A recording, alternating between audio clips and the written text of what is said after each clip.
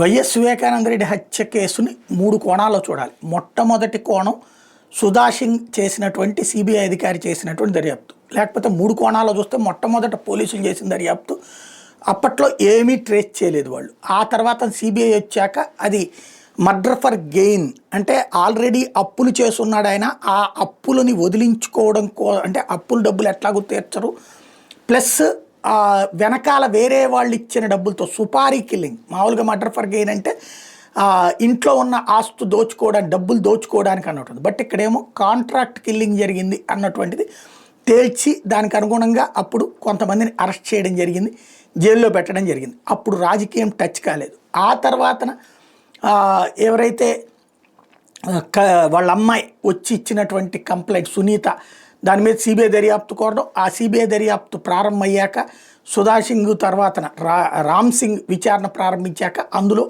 రాజకీయ కోణం అన్నటువంటి పాయింట్ టచ్లోకి వచ్చింది. అందులో భాగంగా అరెస్టులు, ఏదైతే అవినాష్ రెడ్డి తండ్రి అట్లాగే మరి కొంతమంది అరెస్ట్కి సంబంధించినటువంటి ఇష్యూస్ నడిచింది.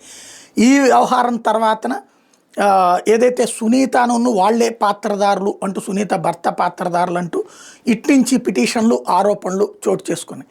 ఈలోపు అవినాష్ రెడ్డి అరెస్టుతో సిబిఐ కేసు అక్కడితో ఆగిపోయింది. అది కూడా దాంట్లో చూపించినటువంటిది ఆయన సూత్రధారని కాదు, పాత్రధారని కాదు, సాక్ష్యాల తారుమారు చేశాడంట ఆయన కానీ వాళ్ళ ఫాదర్ గారు.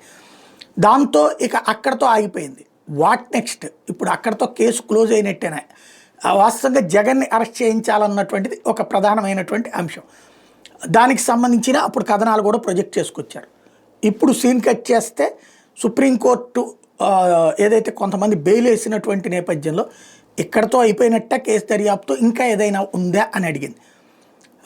సిబిఐని సమాధానం చెప్పమంది. అర్జెంటుగా వైఎస్ వివేకానంద రెడ్డి గారి అమ్మాయి సునీత తాజాగా చంద్రబాబు గారిని కలిసి ఆ సిబిఐ చేత ఈ ముక్క చెప్పించండి, ఫర్దర్ అరెస్టులు ఉండాలా, ఫర్దర్ కేసు ఉండాలి అన్నటువంటి పాయింట్ అడుగుతోంది.